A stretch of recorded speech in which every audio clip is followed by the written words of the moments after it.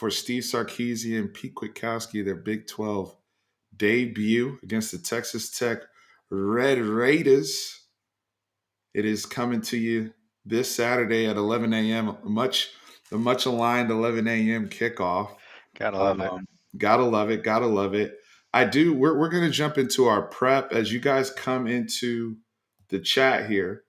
And hopefully I'll be able to see everybody here shortly. But as you guys come into the chat, make sure you hit that like button. Make sure you subscribe. Make sure you follow us on all social media platforms.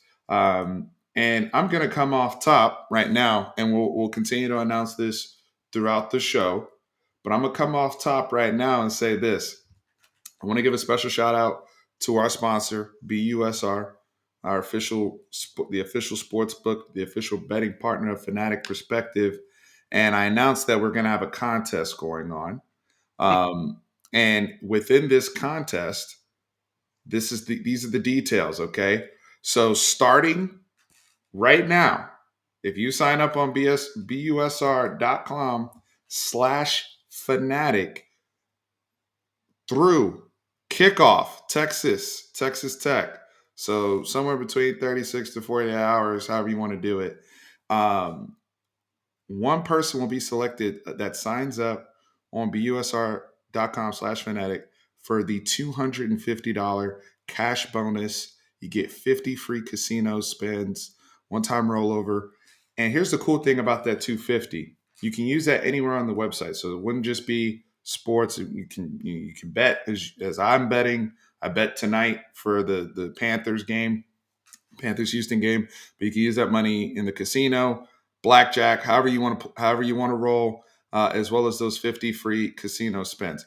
We are literally giving away money. So one person, one random winner, and that winner will be announced in our post game show after we kick Texas Tech's ass. So that's the promo. I will continue to share the good news throughout this, but Tran, and I want to say this, BUSR wants to show their appreciation, which is why they're launching this. And this is their way of saying thank you because you guys have been awesome in signing up since we got the sponsorship. So help me help you. Tran, I'm excited for Saturday, man. I'm excited to see this Big 12 kickoff and see our boys jump into things, man. I am too. One of the things that I guess Sark anticipated a bunch of early kickoffs coming up soon because he apparently switched his practices to 11 a.m. So I actually like that we're prepped for the early morning because I know OU's notoriously 11 o'clock every single year. This game, I don't know. It was TCU announced that it was 11 as well too. Yes, TCU is 11. Three games in a row. TCU tickets yesterday. So yeah, that's 11 a.m. OU, that one might be. I've heard that one might be the afternoon game because it's ABC. I think we're playing. It's not a Fox game, but we do know. I believe the game after is 11 a.m. as well. So do with that information what you will. But go ahead, Trent. I'm sorry. No, that's fine. It's just that I always hated the fact that we'd play 3 straight night games and then the first 11 a.m. kickoff we're sluggish and we're just not used to playing in the time zone. So I hate it. I hate the 11 a.m. game, but it is what it is. You have to beat the team that's in front of you. Doesn't matter what time it is. You need to go out there and put on a show for the fans. So we got our super chat. This is the super chat I've ever gotten on a live. That's a Jacob Cox. So, and this one is all you, Tran. All you. I think it's going to be nice weather. Honestly, I haven't looked. I should because my kid has a game right. Come on, now your kid has a game. No, I haven't looked. Ball security has been a headache for me. Yeah. Brandon and I were furious. Just today. It was tonight. Just the handoffs were just sloppy and lazy. Then we have to remind ourselves these are 5-year-olds. Hey, but discipline starts early, man. Yeah, but I think it's supposed to be nice. I think it's supposed to be in the mid 80s. by kickoff. So I think it's Oh, going to be a that's nice fine. game. Yeah. That's fine. As long as we're not in the oven with the sun over everybody's head like it was last time. And look, I want to address this about the kickoffs because this has been something, and I know a lot of you guys have been tagging me on Twitter. Shout out to you who follow us on Twitter. If you're not following on Twitter, hit that. I don't know why you're not following.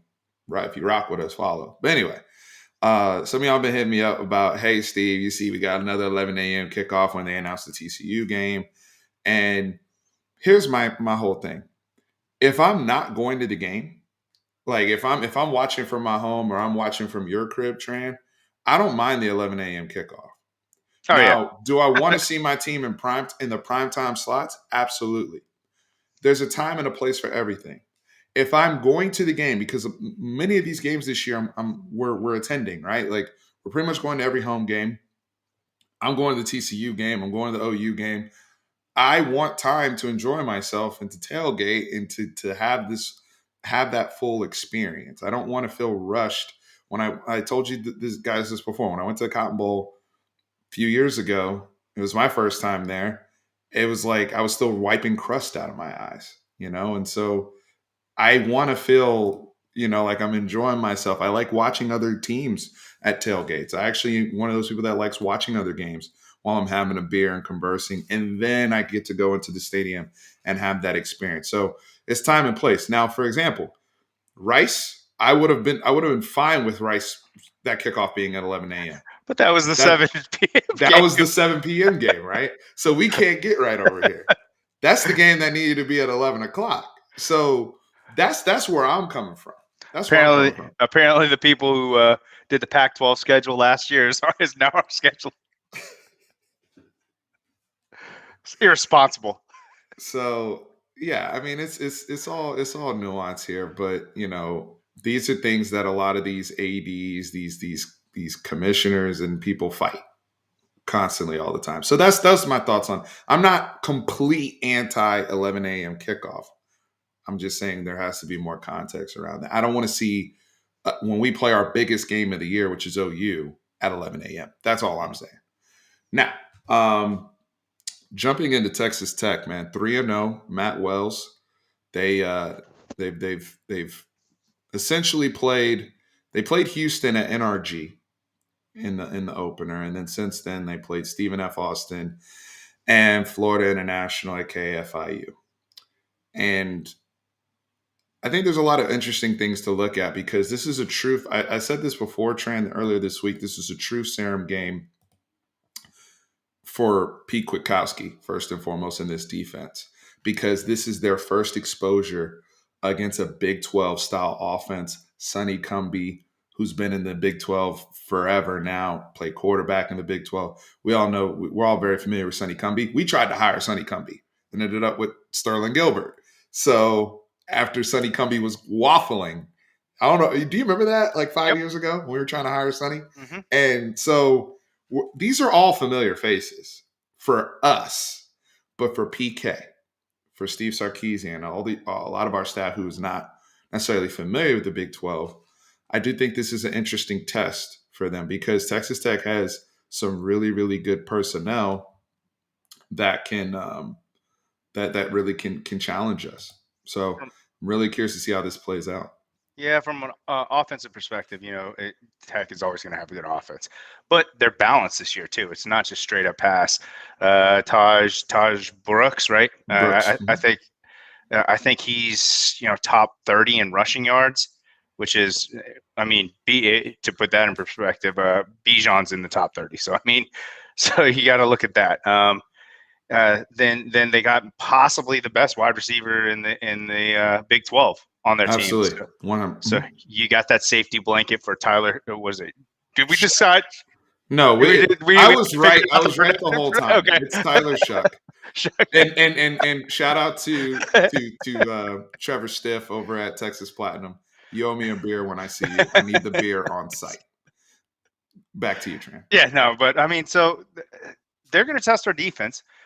It's not like PK hasn't had to prep for an offense like this, though. I mean, Mike Leach, he played 3 years in a row. Agree. So he's very familiar with these style of offenses in the Pac-12. I agree with that. I just want to see. Honestly, I'm not worried too much about our defense. I'm still. It's still the offense. I want to see if we're progressing week over week over week. To see if we're getting better. I want to buy OU. Are we going to have a solidified offensive line that can protect for our running backs? Because you and I were speaking about this.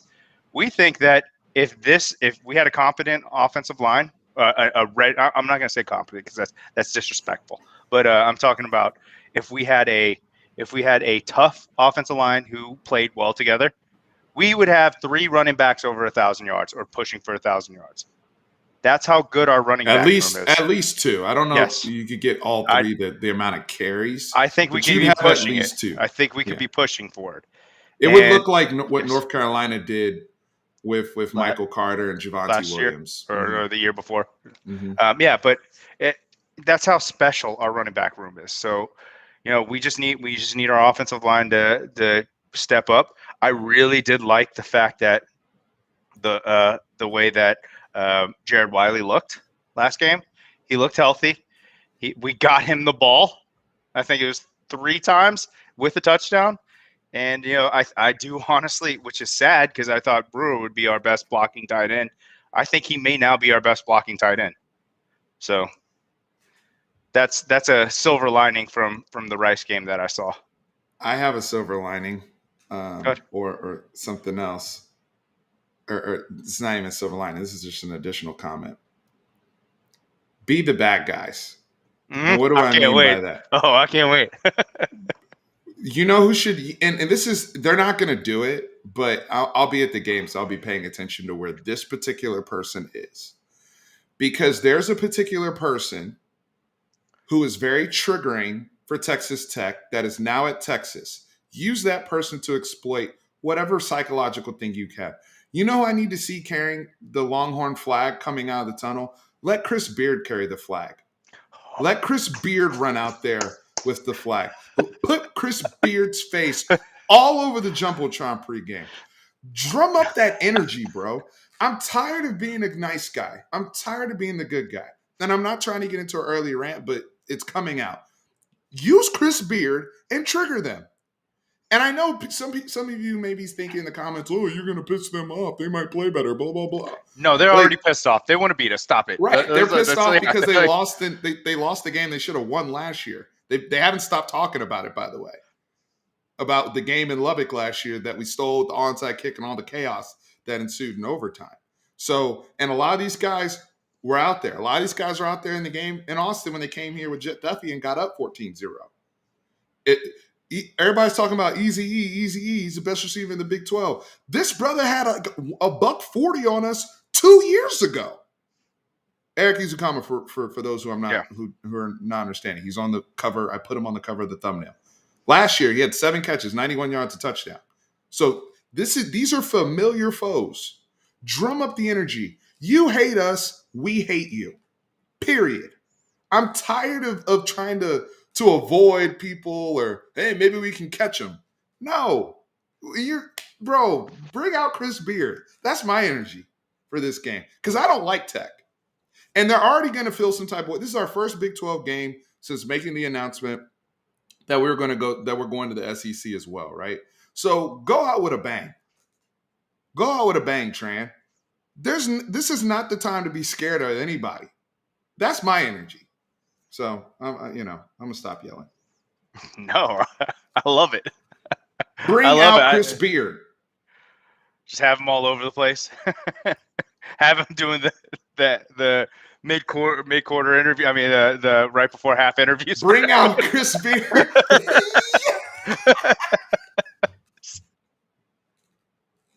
I'm serious. Go ahead and just trigger him. Why not? We were afraid in Fayetteville. And you see where that got us. Not only that, I want them to announce it on the Jumbotron. Final 4, Coach Beard.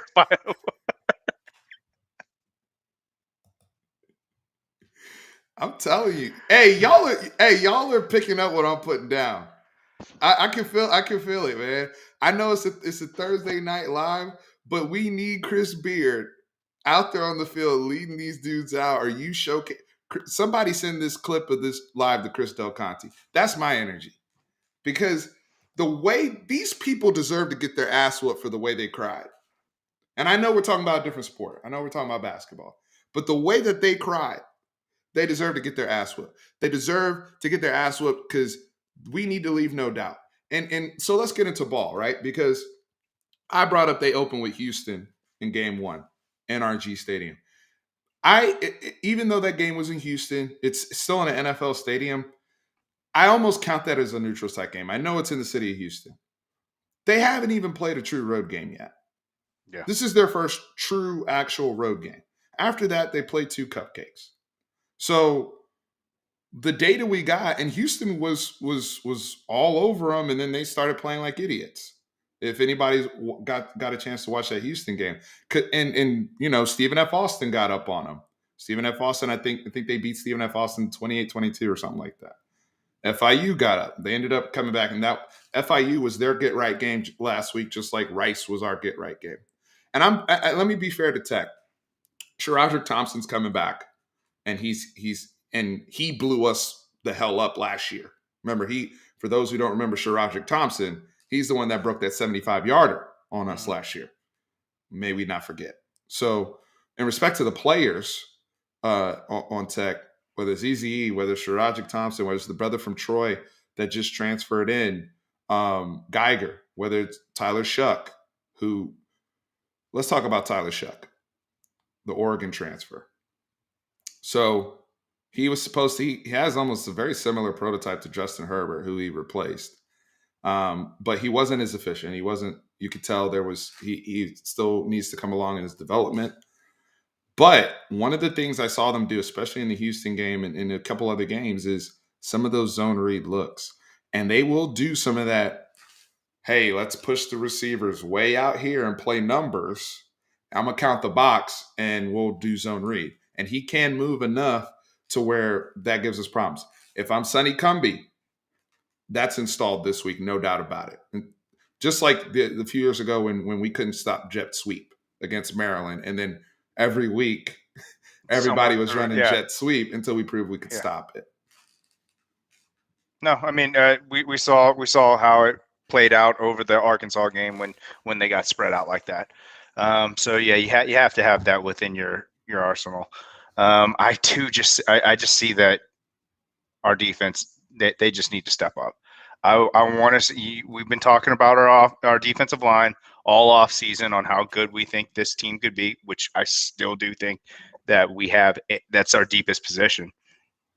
I want to see our big D tackles get angry. I want to see them put people on their backs. I want to see them.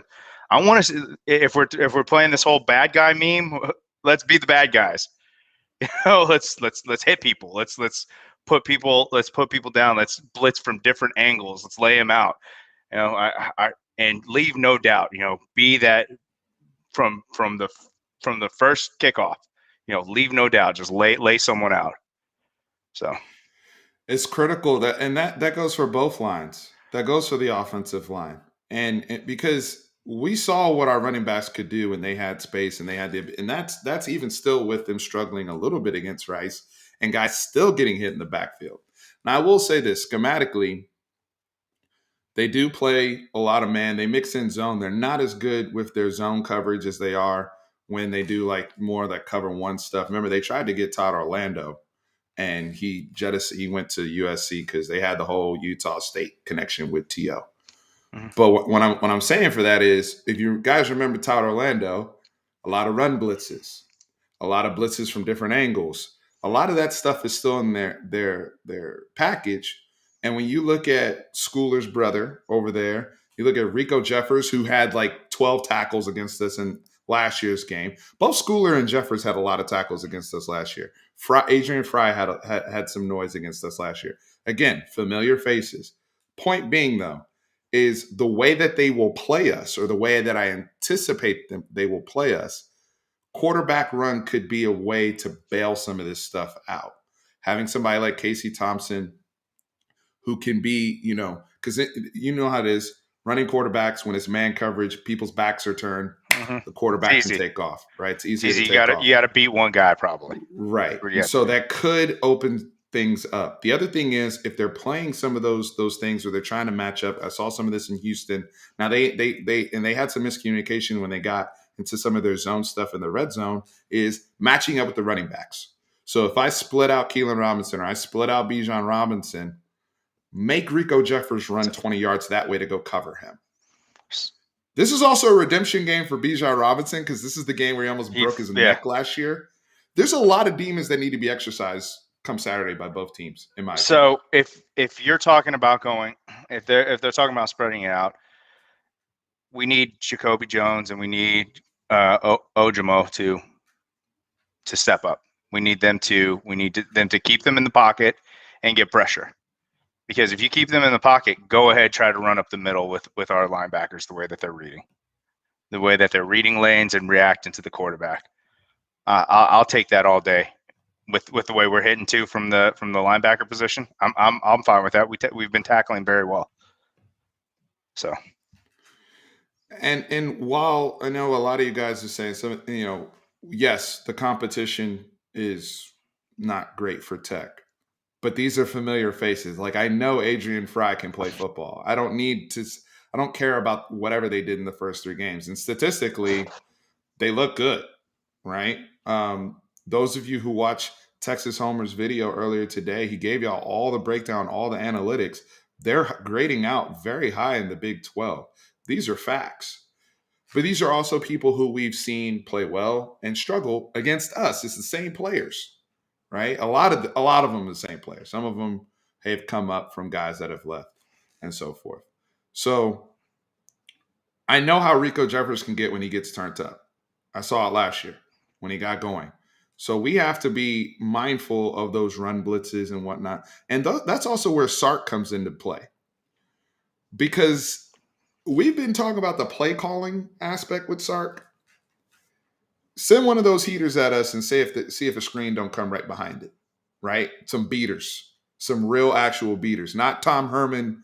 We're going to beat you with toughness type beaters to answer what you're doing, but a beater where it's like, hey, if they run that blitz, this is a touchdown, because they don't have the numbers on the backside to keep up with it. That's the type of stuff that I need to see. It's not just I'm being emotional right now, and I'm talking about Chris Beard and all that. Yes, but I also need to see the tactical side of it too against Tech, and what Texas is going to bring to the Big 12 with this staff now in place.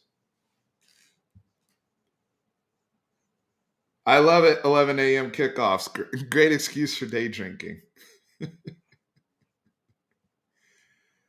Oh, man. All hands on deck tonight, Mark. All hands on deck. So people talking about snacks and the defense. So, Tran, the defensive line, I mean, why is it? Because I saw somebody else ask a question earlier. I can't find the comment. With the defensive line, can we go back there?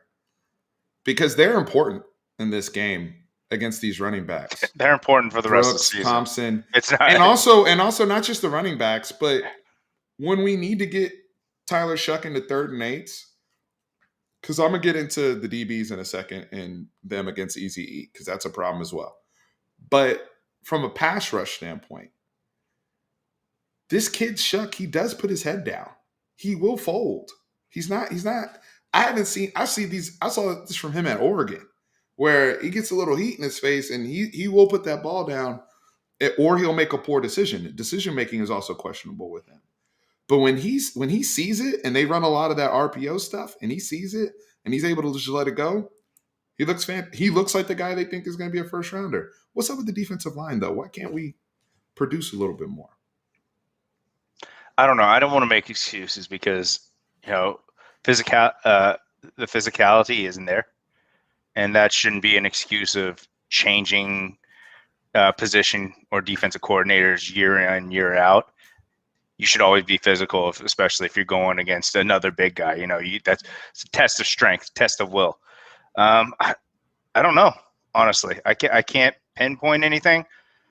They haven't been playing terrible. It's just that if we're talking about a unit that we held in high regard, that we were going to say, hey, this is San Francisco 49ers 2 years ago on our team type of thing where they're just owning the line of scrimmage and there's nothing. I mean, it doesn't seem like we're getting a push on the line.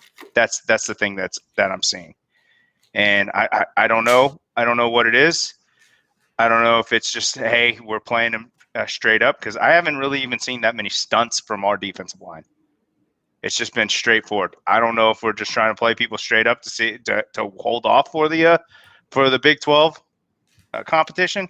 So they don't have anything on paper or anything on video on what we're going to do when we have certain units in there on how we're lined up. To me, it's just the physical nature of it. Is that we're not. I will never say that we're not strong, because I feel like we're a very strong team. We've seen them be strong. Yeah, I just don't think we're a tough team right now. Right now, that could be turned around. Yeah, they got to prove it. And yeah, their defense. Somebody said their defense gives up 21.3 points per game this year. For the competition they've played, they've been very good, and they've turned the ball over, especially Houston. The Houston quarterback started acting like a maniac, and they took advantage. One thing I will say about them, and even their safety back there, 11 back there, if it's tip drill, they get their hands on it. And that says something, because we have one interception on the season? It's BJ Foster in the Arkansas game. I think that's the only pick. I think that's the only pick we've gotten. They get their hands on the football.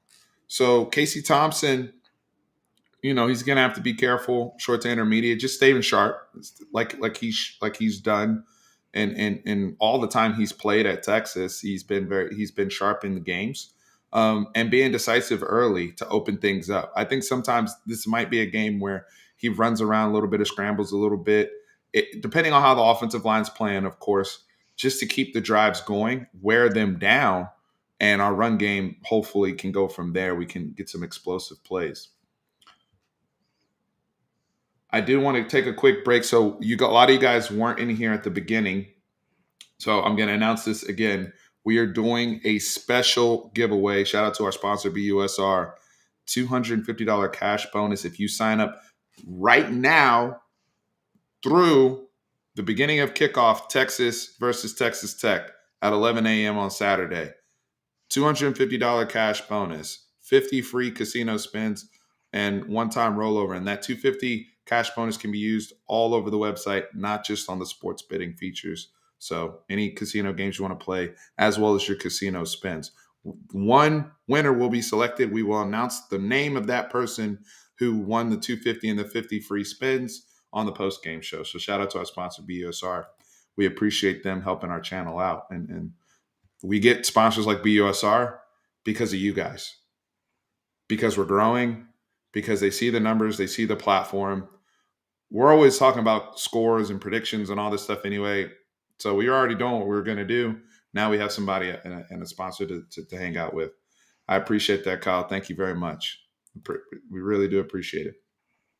Now let's get back to tech, because we're jumping all over. We're just, like I said, this is always like the barbershop conversation, where we just talk ball, we bounce around, no different. What else is on your mind, Tran?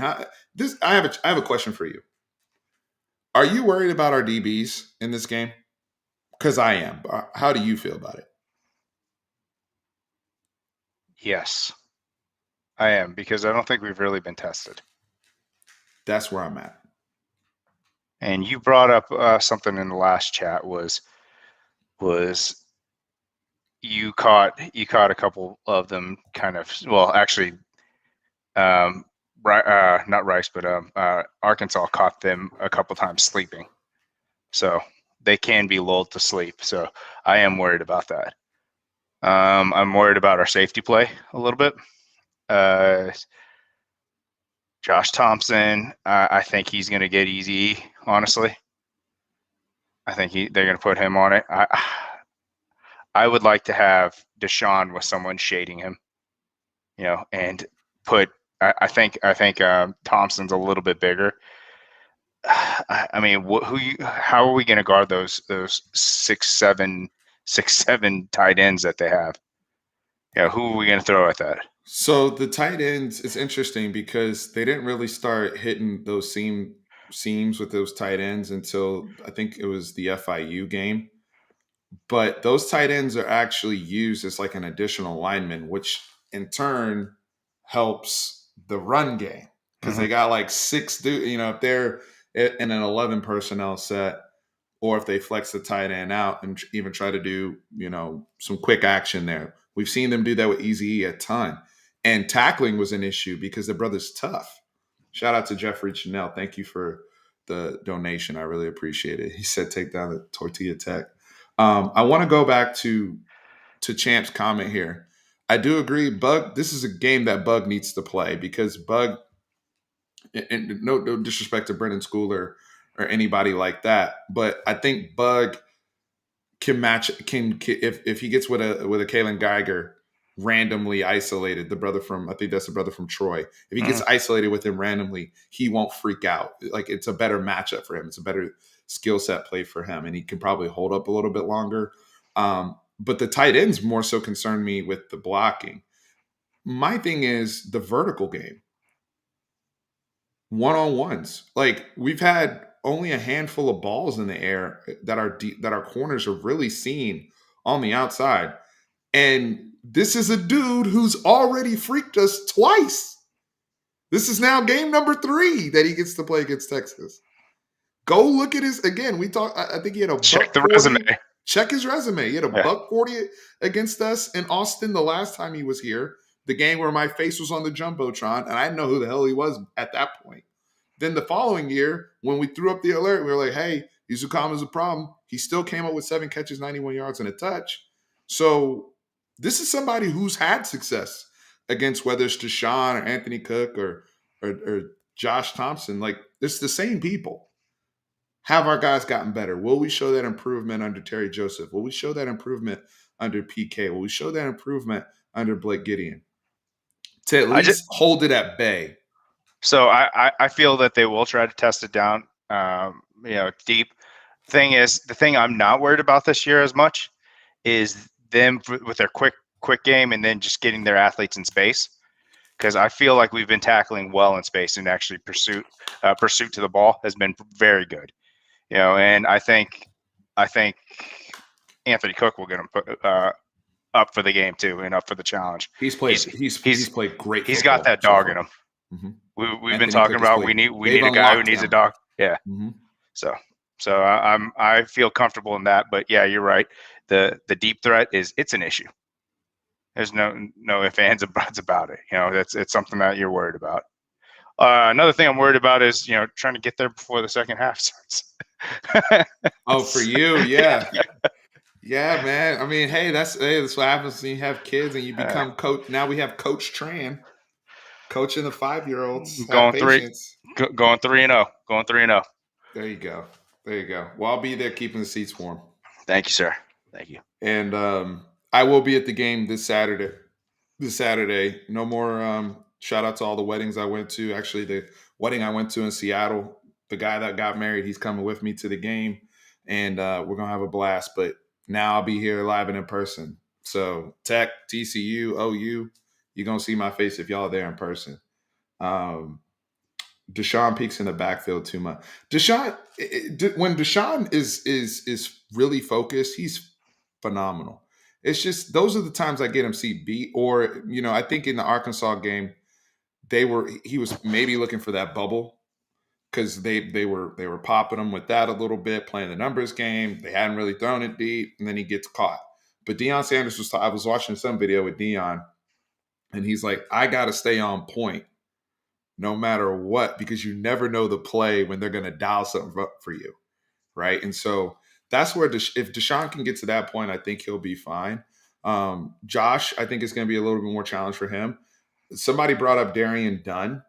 I don't know if I'm ready to go starting Dunn over Thompson, but I do think Darian Dunn gives you some things. Like he had a really good game when he was at McNeese State against Tylan Wallace, and I know that's a different type of receiver. He's a big boy, but Tylan's a dog, as we all know.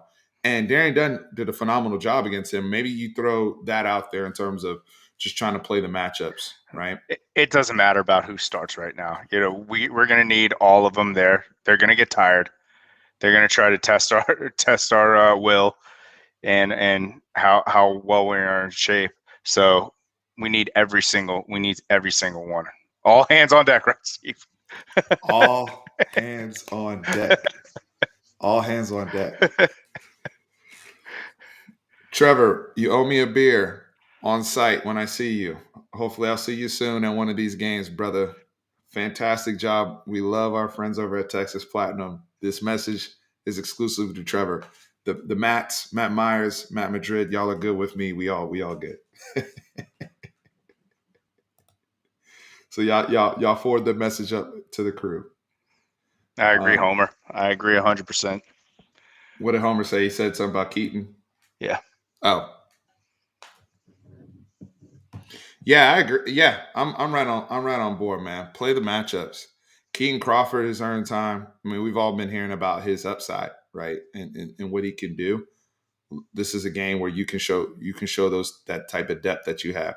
This is also a game, by the way, that Sark, and I know this isn't, I know people are kind of still looking forward to TCU and OU, but this Texas Tech game, depending on what product they put out on the field Saturday morning, they can win back some of the doubters right now. Because I feel like there's a lot of people in the fan base who are doubting this team and think that they're soft.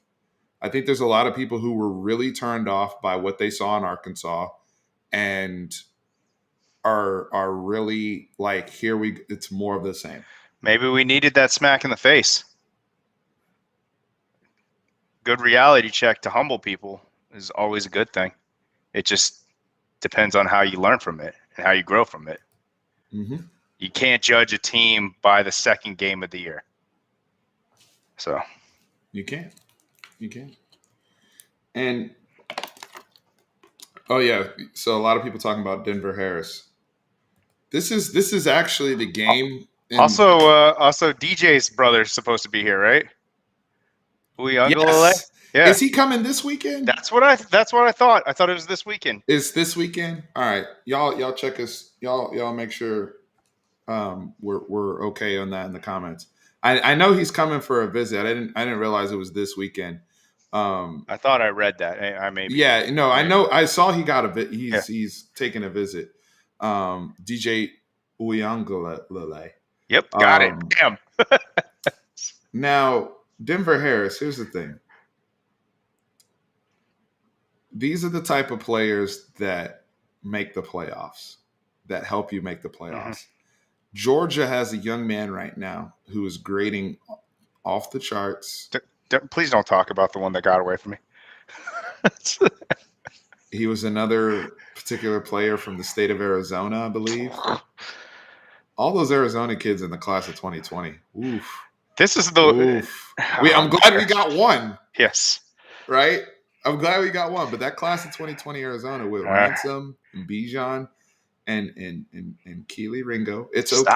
Stop. This is a safe place. Don't say his name in front of me. You know, I was on his bandwagon when I saw him in 10th grade, owning 7-on-7. You remember? I was like, "Yeah, dude, we need him." You were the one that sent me the clip. We need him. Like, I've never seen a guy own a 7-on-7 from defense perspective. I've never seen anything like that. And now we get to see him on Georgia doing it. Fun. He's playing very well for Georgia. There's only two corners. I think it was two corners who've not really given up anything over 50 snaps or over a certain percentage of snaps. And it was Keely Ringo and Ricks from LSU were the only two. So to see him balling, because he sat out last year, to see him balling off jump, he's doing what we knew he would do. No, they don't. We just need to step our game up. We've talked about this. Right, Steve? They don't need to stop. We just need to step our game up. That's what we need to do. We going to the SEC. You got to play the game, baby. Hey, man, you saw what who was it that was it Gary Patterson? That said, y'all need to back off or else I'm going to call our donors. Gary Patterson was like, it's NIL here now, baby. There are no rules. Pay my guys. It's open season. Yeah. He basically gave the pay my guys speech. Yeah. That's fine. So I mean, we got to play the game. You got to play the game. Man, Ringo was one that again, those are the type of kids that change your program. So that's why that's why people showing Denver Harris. That's why Uli Ungalale's brother, Arch Manning, all the Arch Manning talk, whatnot. That's why it's important for these guys. But the guys on our team right now, and I'm actually excited for this opportunity. Again, we got to stop being scared. You get to show Denver Harris, like, hey, we're developing DBs over here. We're facing the best receiver, in my opinion, in the Big 12 and Easy E. Let's go show something. Let's go get some picks. Let's go get some pass breakups. Let's show people that we lock up over here at Texas. This is last stand hats. Don't they have DBU hats? It's time to step up to the name, right? Enough's enough. I'm tired. I'm tired of I don't know, man. It's just as a Texas fan, I'm tired of living in fear. There's nothing we should be afraid of. Fayetteville, we got destroyed being afraid. We got to stop. That's what I'm saying. Bring out the energy now. Bring out Chris Beard. We are the evil empire. We don't care. Chris Beard said this in his thing. He was like, I'm telling my play, we're the Lakers, we're the Cowboys, we're the Yankees. Okay? People are going to hate you wherever you go. As soon as they see the burnt orange, they hate you. That every team at Texas needs to have that energy, male or female. He said, stop it with the DBU.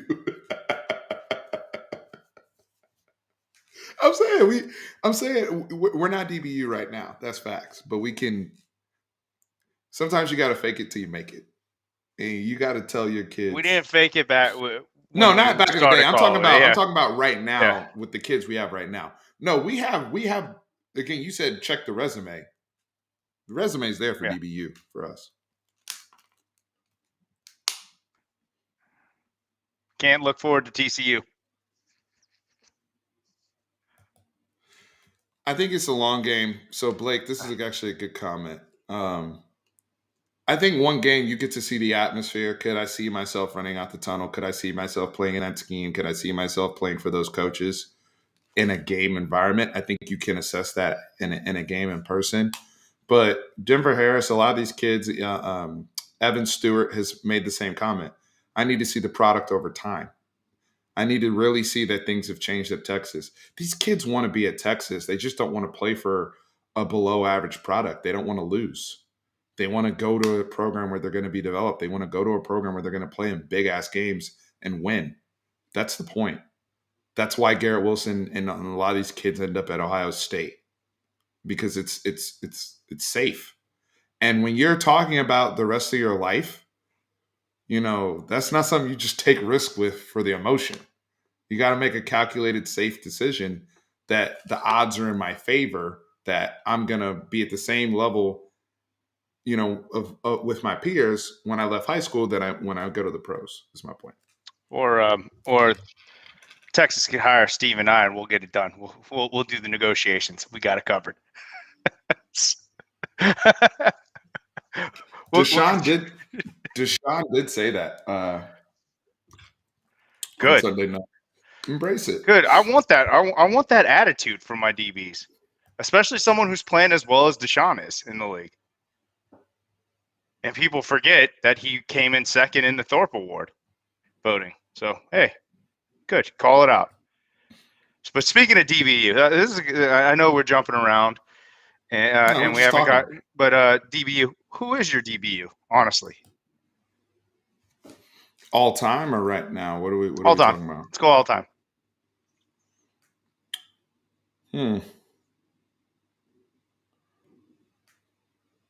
All time is really hard to go against Ohio State. Okay. It's really hard. I mean, even going back to like Sean Springs and all those guys. And I think it's really hard to go against Miami. Yeah, a lot of people don't talk about Miami. Yeah, Miami. But what have they produced since? I'm with you. The problem is all the Miami kids. Miami actually still should be DBU. Let's. They're never in the name. when they're talking about DBU, people aren't really talking about Miami ever. Miami should still be DBU. The problem is all the Miami kids are going to Alabama. Yeah, now they are. Now they are. That's the problem. Alabama's entire starting DBs from the national championship game, I'll never forget this, were all Fort Lauderdale or Miami. They were either Plantation boys or Northwestern boys. All of them, including Patrick Surtain. So yeah, I know that. If they had just kept the pipeline going, I agree with you. Because when we grew up, now, it was no question at that point. So very interesting discussion. I'm glad you said Sean Taylor. People forget what type of baller that dude was. I'm glad you said Sean Taylor. Right now, LSU's tough too. LSU's tough too. Honey Badger, Pat P. State.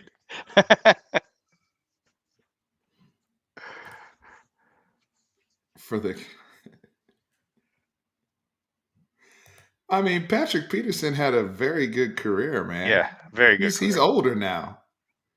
Let's not be disrespectful. Oh, so we have I just want to make this quick statement. We're gonna have Brandon come on. As many of you guys know, Brandon is our friend who is a former Texas A&M Aggie. He played running back. He will tell you that he was not on the A&M team when they lost 77-0 to Oklahoma, but I don't necessarily believe him. But he is coming on because he wants to talk about A&M versus Arkansas. So I think we could have a very interesting discussion there because that is a big game for A&M and for Arkansas in terms of gauging that. So we're going to chat a little bit about that in a little bit here. Let me see. Oh, but in terms, I mentioned this earlier with Casey Thompson and how he can attack this defense, because they are going to bring some blitzes and whatnot, because they don't get pressure if they don't blitz. They're not that type of team. Now I say that, and the struggles our offensive line has, we say that, and then people come in here. I'm Todd Orlando blitzing left and right. That's what I'm doing. But my thing is, if they do that, that opens up screen game. That opens up, all the things we got beat on when we blitz like that back in the day. Right. And so something to pay attention to. And also the run blitzes. If we're keying on those or we see something, can we read hot and go to a screen the other way or pitch it outside to Bijan or Keelan or Roshan the other way? I think that's going to be very, very interesting on how we play that. Can we develop on the Roshan package that we have? I like that package. I think there's some things they can build on there. And it's not, I know typically I'm not a huge fan of kind of playing 10 on 11 because your quarterback's standing out wide. But if they're effective with somebody who can actually is a threat to throw the football. Are you talking about Wildcat? Yes, the Wildcat package that they deal with Roshan. Gotcha. I think that's something else that could potentially. The thing I like about that, because we used to do that all the time with Tyrone Swoops. Thing is, Tyrone Swoops didn't have the running back mentality. Roshan does, and that extra blocker helps a lot, and I think it'll start opening up lanes for him. But you have to respect his arm because he used to be a quarterback. So I'm assuming that there will be a pass in there. If we do show success for the next couple of games, I can anticipate that happening in OU, just throwing in a little wrinkle.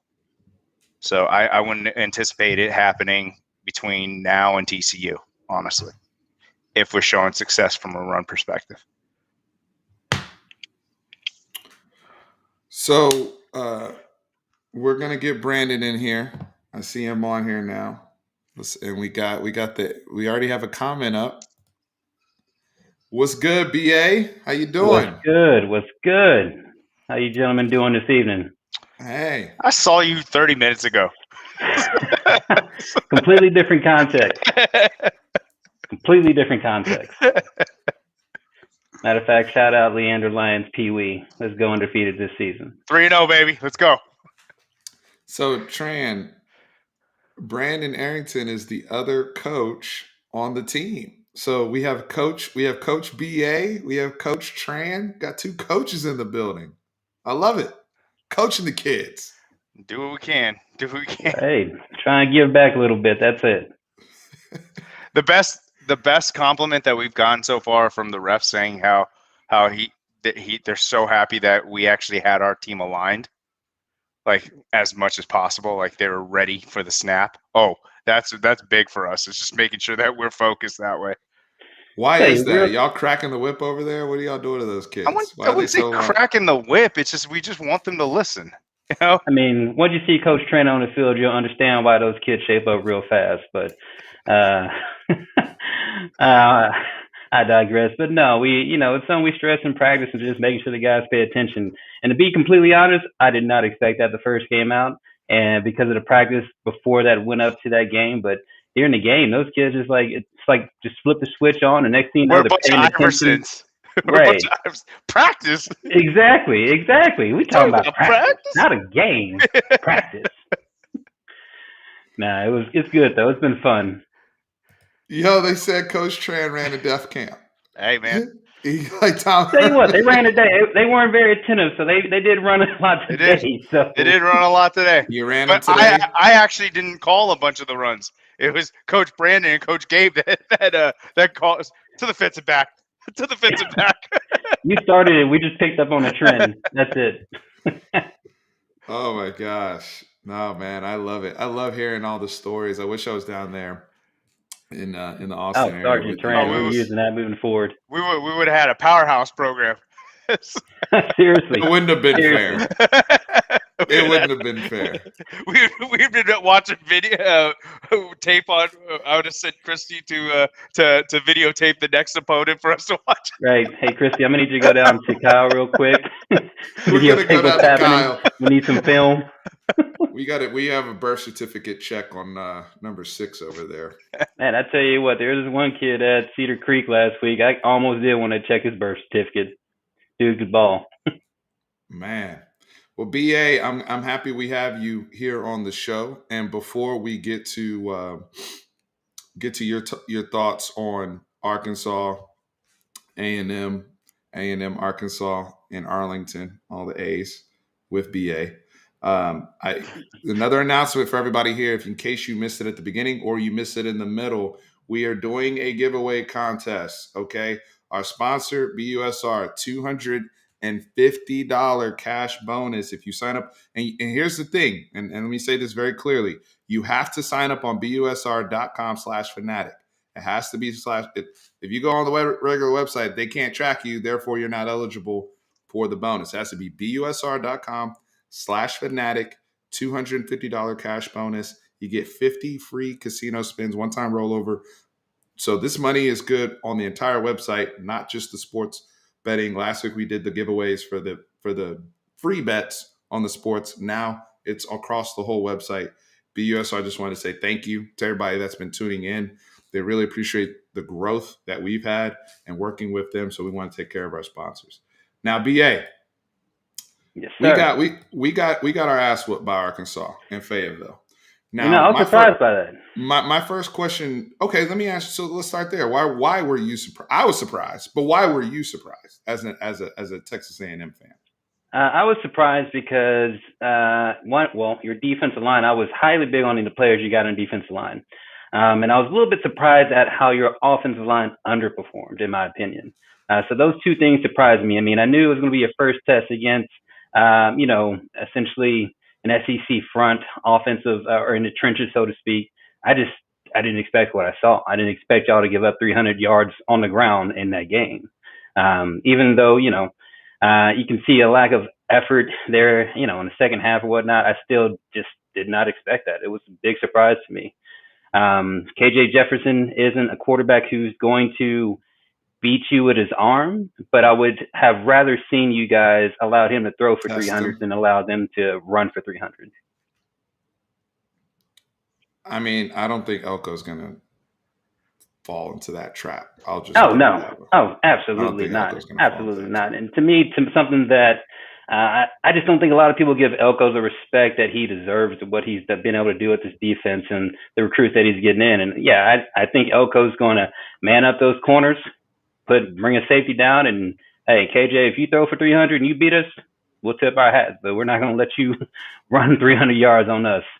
So Danny has a question here that I was actually going to lead off with, but I pivoted because I wanted to hear your thoughts because I know you had watched our game. Does Arkansas hold? This is literally what I was going to ask you. Is that energy that they have for A&M the same as what the energy they had in Fayetteville that night when they played Texas? I mean, especially as a neutral. I would say it's the same, but different.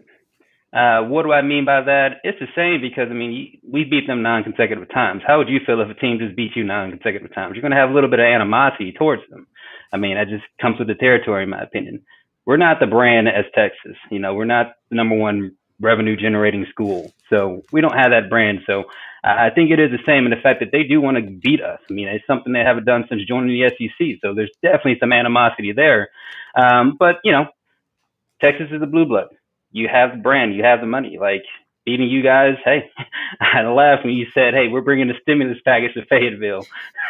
So, you know, their first sellout in since 2017 or something like that. That was crazy. But so I think there is, a same level of intensity for this game. With it being at neutral sites, you definitely don't have that home and home. Definitely, as a fan, I would have loved to see that. I will say, I'll concede, I'm glad we're not rolling into Fayetteville this year with Calzada at quarterback. Phil's Haynes team, I'd probably have a little bit more positivity for that. But with Calzada, I mean, what we saw in Colorado in a neutral field, I'm glad we're not going to Fayetteville. So, good point.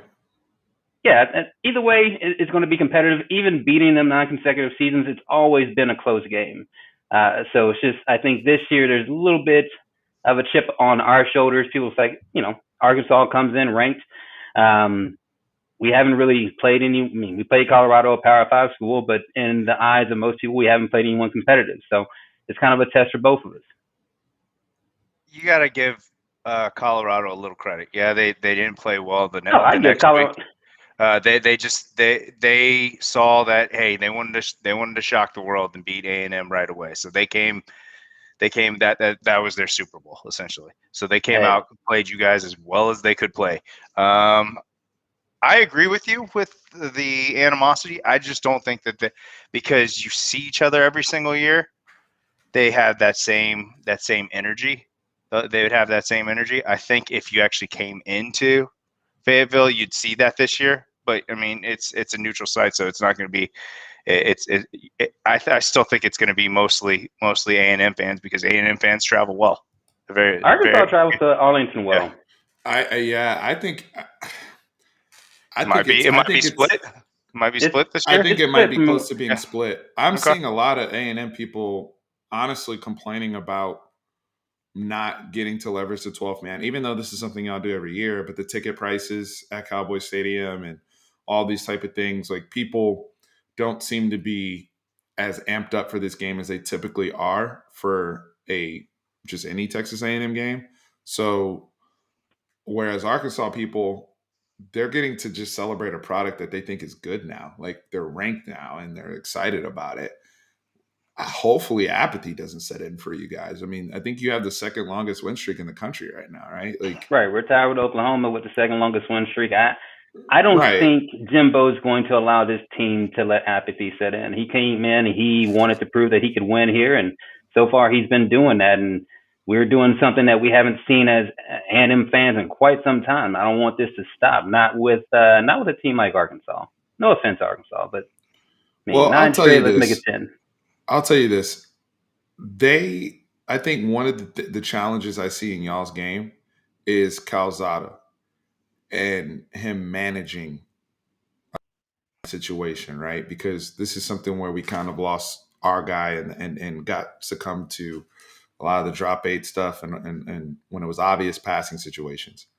I'm very curious to see how Calzada responds. Now, you guys have a very, very good offensive line, in my opinion.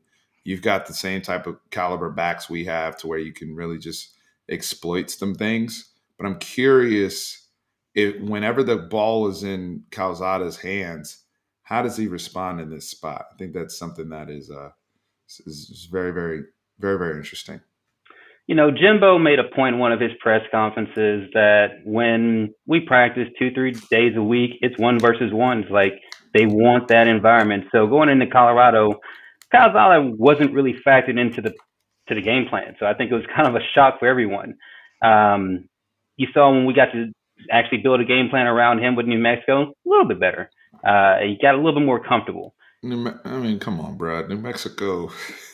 But saw some of it. I mean, that's what we needed. That's what we needed to get him that was the comfortable get with what right he wanted game. to do. Yeah. Hey, we needed Rice too. Right. Oh, exactly. we definitely needed. So I mean, We definitely needed Rice. and on the offensive line, I mean, we got a bunch of young guys. We got Bryce Foster, who's a true freshman out there at center. Ruben Fothery, who's a true freshman as well at left tackle. So, I mean, we need these games because our offensive line is talented, but it doesn't have that same cohesiveness that we've seen last year.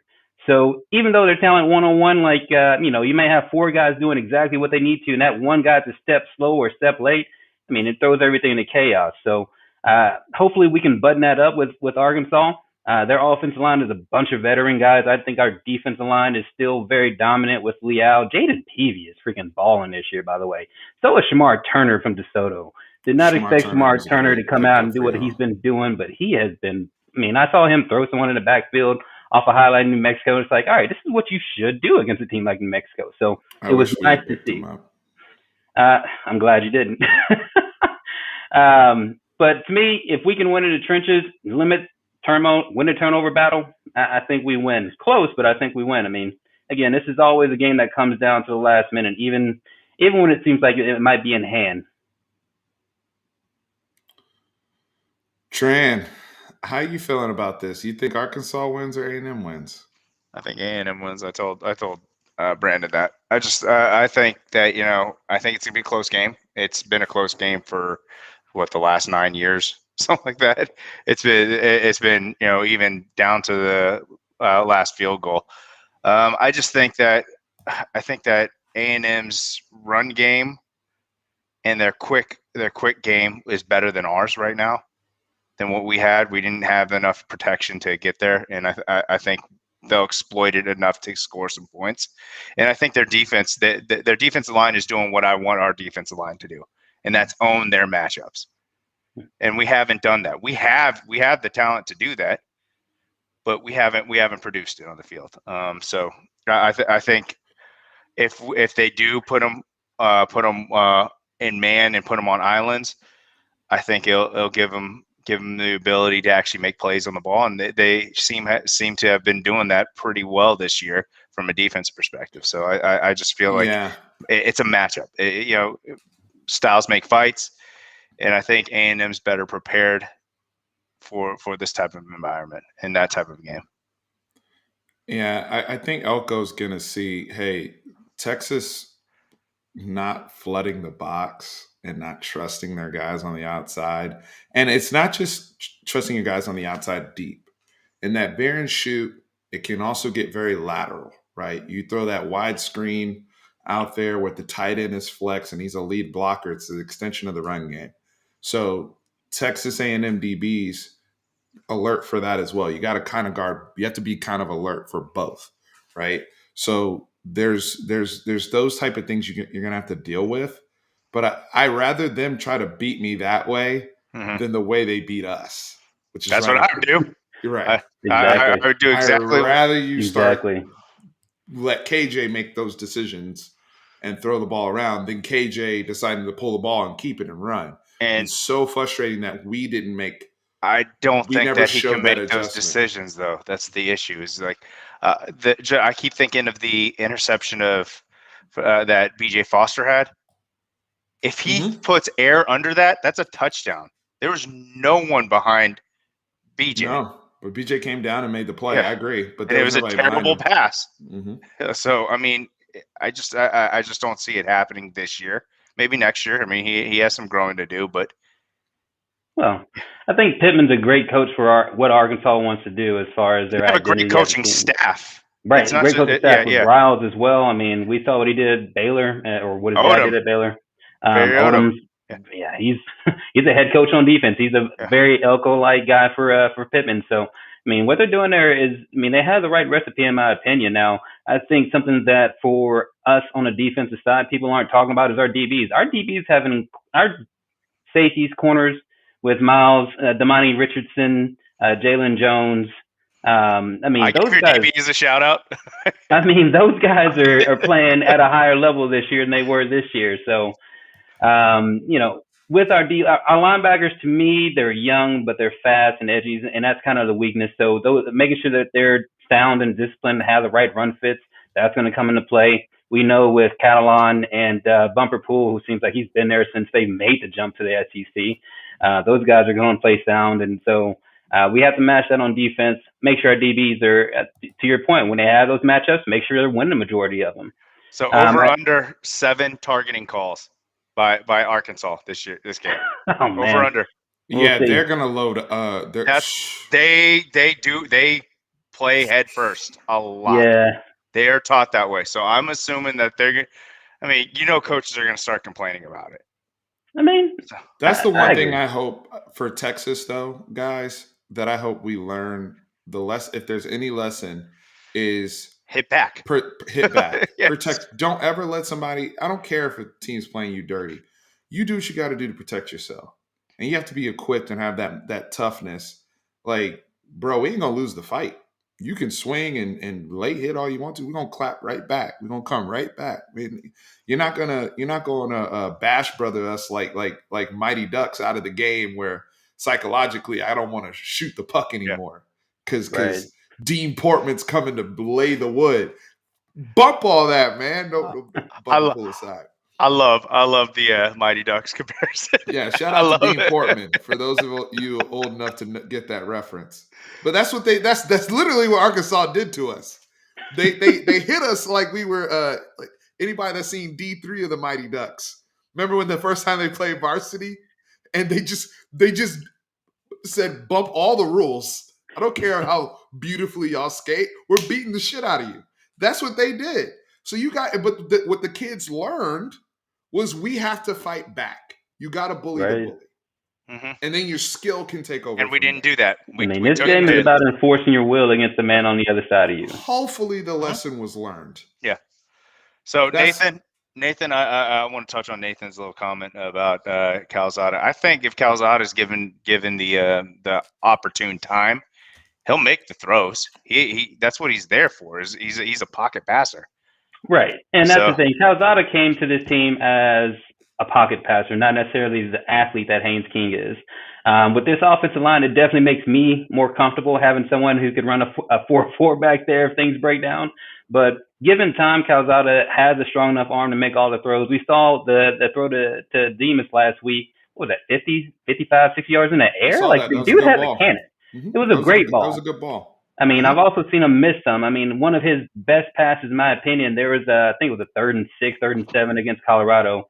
Isaiah Spiller ran a little option route out the backfield right at the first down. Calzada put it outside low where only Spiller could get it. The dude can make the throws. Now, what worries me is his pocket presence. I've seen him hold the ball way too long, be indecisive, not, all right, first read's out there, second read's out there. Let me go ahead and get 4 or 5 yards in my legs. Let's keep these chains moving. That's what I would like to see more of him do in this game against Arkansas, because I think we're going to need it. I mean, again, they're a sound defensive team. They're a well-coached team. So we're going to need him to step up and make a play. Nathan, him in Colorado is different than him actually getting a full week of prep for a team. He wasn't going to be the starter. It was just I know it's the next man up mentality, but let's be honest. Jimbo probably does best against best, and for sure. So he made that comment. He's best against best, and I think Colorado, once Calzada came in, it was clear. All right, now we see why Haynes won this job. But I think the way Jimbo approached it was smart, because Haynes goes down. We needed someone back there. My man giving us a hard time because they don't have horn stuff in the background. Y'all, don't worry. The studio is coming. I just moved in a month ago. It's literally been a month. So don't worry. And I'm downstairs. I'm not even in my office. Don't worry. So. It's coming. It's coming. It's coming. Like Kendrick said, new flows coming. Be patient, brother. That's what's on the way. Like my man K-Dot said. But I appreciate Hey, it because you're right. I need to get my background looking the way BA got his looking representing. I see you stunting over there, BA. hey, I'm just trying to keep on par with you fellas. That's it. You guys want me to tape up the shitty picture my daughter drew of a longhorn up here for me? Hey, Hey, hey, that nothing was Jade does is like unnecessary. that. Shout I'm out to joking. Jade. I'm joking. Yeah. Hey, you leave I'm JD joking. alone. He's a saint. I love it. It's on my desk. But Damn. Right. hey, I'm a realist with my kids. JD Like, Bug did sorry, not you're not deserve an that. artist. You are not going to be an artist. Bruh, she's like 3. 3. She's 4. She's 4 going on 5. Oh my gosh. Yo, Josh Pate is like Steve Jobs of college football. Y'all haven't noticed that? You always got to wear the white tee, the smedium. So Josh Pate did pick Arkansas. I believe he picked Arkansas to beat A&M. Just throwing that out there too. I mean, hey, there's a lot of people who are giving a lot of love to Arkansas, and it's well deserved, especially after I will say you guys were favored going into Fayetteville, and they just like not Yep, so fast. 6.5 point favorites. And I was telling people, hey, take that. If I was a betting man, I would take that. And well, I'm glad people didn't listen to me because that was definitely not the right pick. So I understand it, but at the same time, you're talking about a defense that was top 10 last year, going through an All SEC schedule that's given up less than 5 yards per rush so far. We're doing what we should do against the teams that we've played, and it's a very talented team. We're getting our DBs back. I mean, we didn't have Miles Jones last year. He's getting healthy, coming back. Now we did lose Caleb Chapman on the outside on the offensive side of the ball, but again, it gives a guy like a Demond Demas a chance to step up and make a play. So don't, I see why the hype's around Arkansas, and it's much earned and much deserved, but don't sell it short. I mean, we haven't done anything to deserve that just yet. No, I agree. Hey, Kyle, that's the goal, man, is to get the setup there. Trust me, we on the way. And when we got partners like BUSR on here to help us get there, we can get there a little bit faster. And shout out to our sponsors there. So we haven't given our predictions. We were talking about our game before you came in, Brandon. Mm-hmm. Texas Tech. Yep. Tran, do you want to go first with your score prediction or game outcome? What do you want to do? I'm going to go 42-27, Texas. Ooh. I respect their offense against our defense, honestly. Doesn't sound like it. I mean, I respect their offense versus their defense. I mean, I think our defense can make some stops. So I mean, I just think that I think we can I think week over week we're going to be better prepared for our offense, and we can control the clock with our running backs, keep the chains moving. And I saw that Casey has a number 1 in Xavier Worthy, and he still has that safety blanket in Jordan Whittington. I don't think Jordan Whittington is going to have those drops that he had in the Arkansas game. So, I mean, I feel like the offense is going to start getting more and more comfortable, and we're going to start extending drives a little bit more and controlling the clock a little bit better. All right. So, question before I go into my prediction, because, and I apologize for bringing this up so late in the chat. The brother Tracy Williams, he had a game to ref tonight, so he probably ruined somebody's evening in one of these high school games. Shout out to Tracy. He knows I love to give him shit. But on Twitter, in all seriousness, he did ask me about, is everything okay with Joshua Moore and where he's been? Because right now, I think Joshua Moore has like 4 catches for like 30 yards or something like that, like on the season through 3 games. It's been very underwhelming. We know, they've tried to throw some shot plays to him. And Xavier Worthy is, he's ascending. He's an ascending player.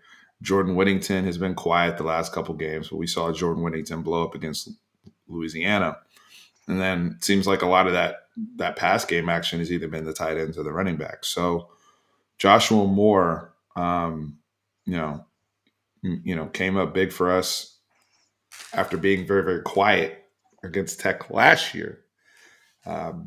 Is this a situation where he's ultimately going to get passed by Calvante Moochie Dixon? Is this a situation where Marcus Washington is starting to get on the field a lot more? They really, really like his blocking. He's been very effective on screens and run game. Like, is time running out for Joshua Moore? Because I'm personally starting to get concerned. I'm just curious what everybody has seen or not seen from number 6. Well, and from my eyes is that it's a switching quarterback. I mean, he had a connection with Sam. You know, the first game and a half was Hudson Card, who Hudson Card's going to throw to the people that he feels comfortable with, which it looked like it was Jordan Whittington, and Jordan Whittington kind of let him down during that game. Casey Thompson hops in. Casey Thompson's the backup, so who is he going to go to? The people he's been throwing with over and over again. So, I mean, we saw him. Didn't he get a quick out or something like that where he busted 20-ish yards? So maybe he has to get his number called, but also at the same time we have to hold our pass pro to allow the quarterback to go through his reads to actually get to the open receiver, which that's what all Sark's offense is predicated on, is just finding the open man. So I'm not worried about Joshua Moore. I'm not worried about Joshua Moore. The thing I'd be worried about is his frustration. So when his number's called, is he going to be ready, or is it going to be one of those things where he's putting too much pressure? Like, I'm going to maybe get 3 balls this game. I need to make these 3 balls count. And if 2 of those balls are bad, the third one comes. Is he going to think it's a bad pass, or is he going to be ready to go? So it's that. And I think hopefully with time, Casey gains that rapport with him, and he can get him the ball. Well, speaking of rapport, I mean, the back shoulder touchdown to Xavier Worthy last week, they both claim that that's something they worked on outside of practice. Just going like, hey, if you see that look or you see that guy shading you like that, I'm gonna just go ahead and throw it. Like, that was automatically like kind of like that eye contact thing that you love to see with the quarterback and receiver. So I hope Joshua Moore can get there. I mean, he seemed synced up with Casey Thompson in the bowl game.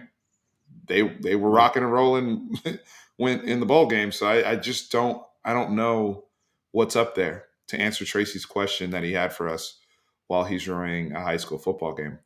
I love you, Tracy.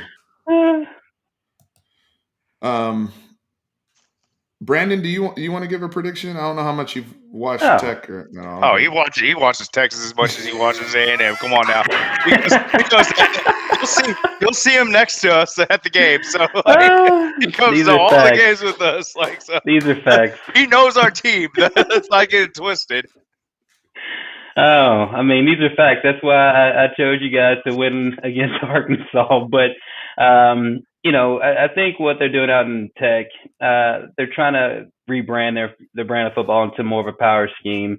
Defensively, they're sound, but I just don't think that they have the talent across the board with you guys. And I expect you guys to cover this week. I'm thinking something around the lines of 35-21.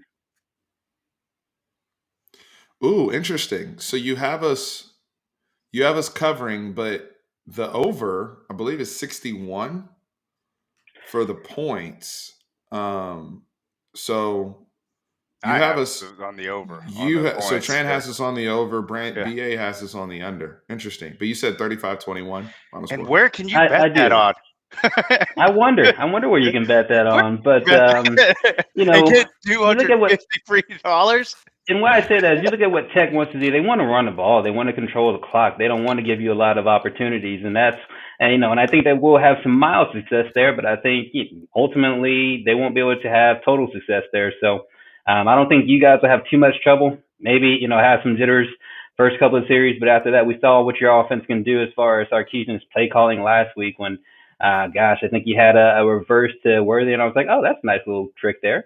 Get him in space at basically going full speed at the snap of the ball. So I think that you guys don't have any issues. Just, what I look at is time of possession, old school football, and that's kind of what they want to do out there now. It's a little bit different brand than what we're used to seeing in Tech. So I just think, 35-21 is kind of just all the time that you have to score.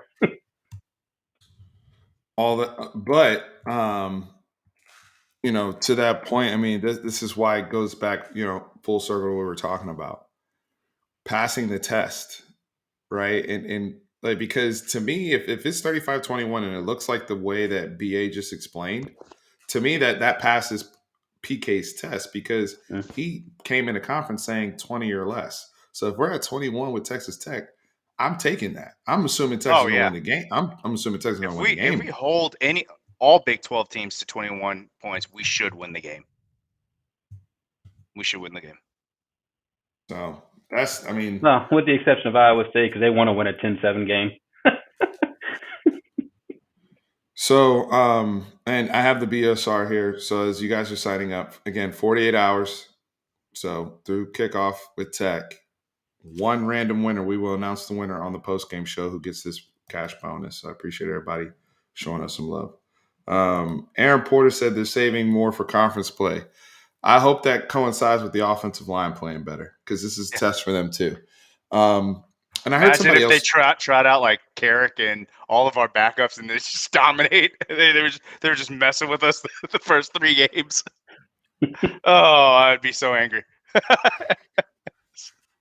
Hey, I will say this. So, Tran, I'm kind of close around the numbers you threw out there. I'm gonna go 42-31. Okay. Okay. So I do have Texas hitting the over. I do have Texas covering. I do think that this game has the potential to mirror rain aside. I think this game's going to look somewhat like the game we played a couple years ago, in terms of just high octane back They and come forth out strong. craziness. They come out strong, but we wear on them. And that was a game where Roshan Johnson, I believe he had like 3 touchdowns, ran for like $130 or whatever. Again, Devin Duvernay dropped. Bijan Robinson is such a better football player now than what they saw in Lubbock last year when he tried to hurdle the whole team. That was his first action, I think. I don't think he played the first game, did he? No, he played against UTEP, but it was like he played a couple. Like it was like he didn't really ramp until like Baylor and West Virginia, right? Mm-hmm. And so that's when we started to see the real Bijan Robinson, because it takes time. And I just think that, if we're able to get him the ball in space, if we're able to feature him in the pass game, use him against some of those run blitzes, use him against some of those blitzes from angles. Remember, when somebody blitzes, you replace the man where the guy left. Let's play some chess, okay? Not everything has to be super emotional, punching people in the face. I think Steve Sarkisian, Pete Kwiatkowski, their Big 12 debut. Let's try to, they're trying to win some of this fan base back. I think that's going to be a good opportunity. I mean, and when I say 42-31, that can mean the game is pretty close and we pull away in the last few minutes. I'm not saying that this isn't going to be a competitive football game or anything like that. I have a lot of respect for Tech. I think Tyler Shuck's going to have some success against us, quite frankly. I think Eazy-E's going to have some success against us. My thing is we can't give them both. We can't give them all that, and we can't let Brooks break one. We can't let Sharodrick Thompson break one. Like, if you give them both, then we end up where we were last year, where we're staring at an L. Yeah. Right? And we're praying for a miracle. So, like I said, bring out Chris Beard, let him carry the flag, let him do the coin toss. Let's shake shit up. That's my energy. And I think I've been consistent with that tonight. I feel it. You what guys about this question about Oklahoma and West Virginia? Oh yeah, somebody Blake, thank you for the question here. Is it in West Virginia? I think it's at West Virginia. You see guys that's a pain to travel to. Mm-hmm. Can't fly directly there. You fly into Pittsburgh, and then you have to drive like an hour and a half to get to Morgantown. That's just it sucks traveling and then having to play a game. It really does. I still because of how bad they've been playing. OU has been playing. I still think OU pulls out a close game because West Virginia's defense is good. West Virginia's coming off a big win against Va Tech too. Yeah, and that's an emotional one too. So there, I just think that I just think OU is going to win a close game. It's in Oklahoma. Oh, it's in Oklahoma. Is it in Oklahoma or is it on the road? Let's check real quick. While you're checking, I agree with a lot of what Trent said on the fact that OU just hasn't been playing a very good football lately. Spencer Rattler, we all thought he was going to be a leading candidate for the Heisman coming into this year, and he's been above par, but not spectacular. They're signing checks. That's why. True. Yeah, the game is in Norman. Okay. With the game in Norman, with the game in Norman, I think Oklahoma probably wins by a touchdown. I still think it's going to be a pretty close game, though. I do because defense travels, and I think West Virginia has a pretty good defense. I mean, OU, Lincoln Riley needs to get something going, especially their run game. Oh, he'll just do it for us. It's fine. The confidence. That's what happens every single year. We think that they're going to be crap, and then they smack us in the face. Well, hopefully we can turn things around and have a little optimism there. There's some interesting games around the conference. I think Baylor's playing Iowa State, right? That's another one where, so this is funny because Robert Griffin tried to say that Baylor's the second best team in the Big 12, and they've played. CTE. It's fine. Robert Griffin's trying to get an analyst job. That's what he's trying to do. He is an analyst. He is an analyst. He called the Houston and Texas Tech game actually. But I think Iowa State at Baylor in Waco, and Iowa State's favored by 7. And I saw people saying, "Oh, it's two top 5 defenses in the country," and it's like Baylor played Texas State, Texas Southern, and Kansas. They should be a top 5 defense. They should be a top 5 defense. They should. If they scored on you, you're not a top. No disrespect, Jimmy. Top 5 defense. Oh no, I meant that disrespectfully.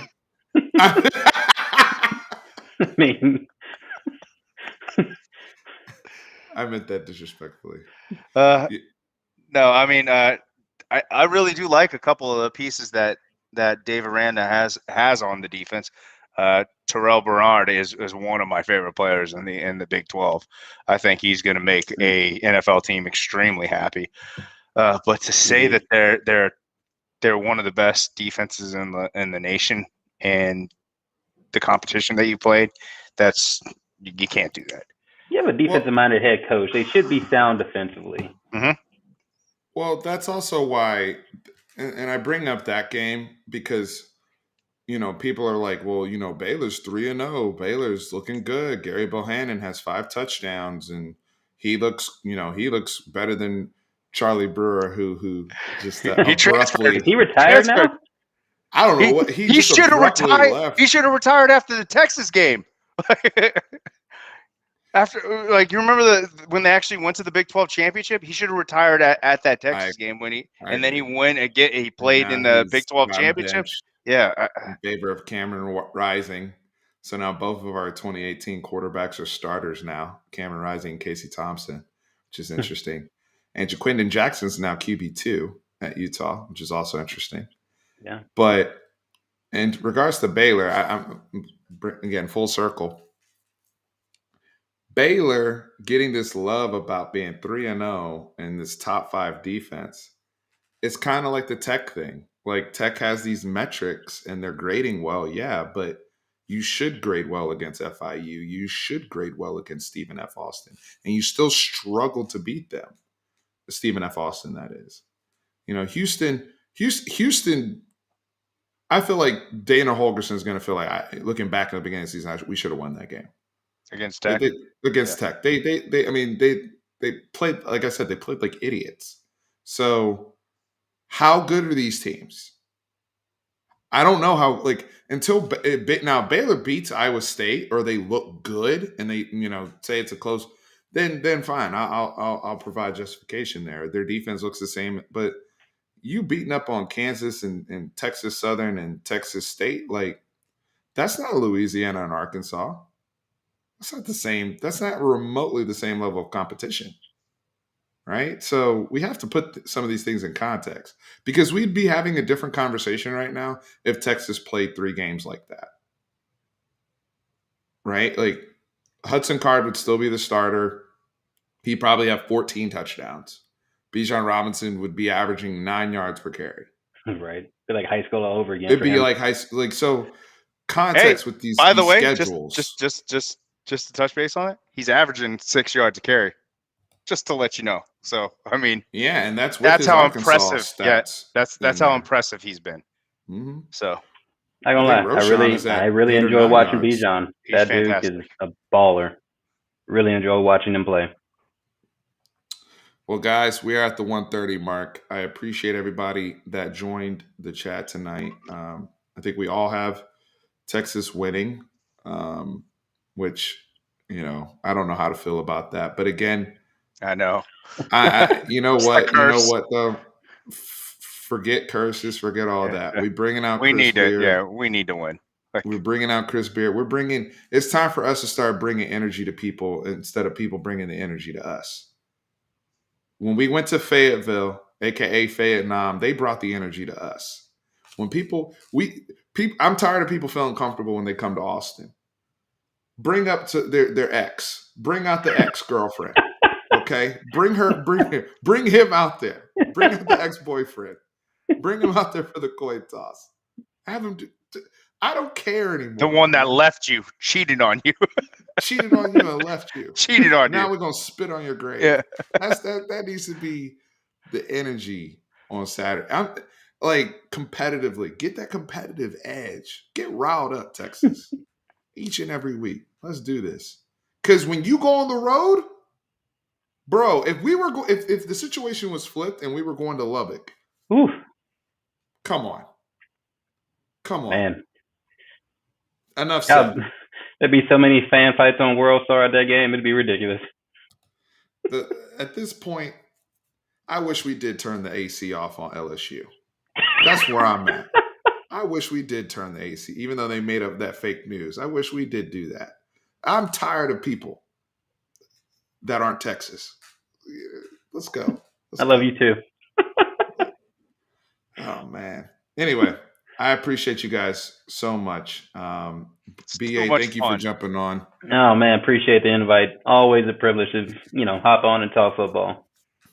We're going to have fun on Saturday. I'll be down there. And good luck to what's y'all's team name? Leander Lions, baby. Leander Lions. Pee-wee. Best of luck to you guys. The only one that's undefeated. The only undefeated team. May they be undefeated as they roll in. 8 more games. Amen. 8 more games. Amen. And guys, last announcement, last call. I will be putting this up on all the socials as well. But head over to busr.com/fanatic. By the way, BUSR is the official sports book, the official betting partner of Fanatic Perspective. We are having a giveaway, $250 cash bonus, 50 free casino spins, one-time rollover. We are picking a winner that gets all these lovely benefits of the giveaway. We're picking one winner. This is through you, because if you sign up right now, you get on busr.com/fanatic. You have an opportunity to win this. And, want to take care of you. They have great customer service. We're still doing, I didn't even get to say this, and I apologize. We're still doing 8 more days of free play. So NFL 100 FP, 100% match on your deposit. So free play matches as well. So even if you don't win the giveaway, if you put some money down, you can still get your deposit matched on BUSR. So thank you to our sponsors. Thank you, Tran. Thank you, BA. Thank you. Thank you for having us up here. Absolutely. Guys, remember, horns always up. That's you, Brandon. Horns always up.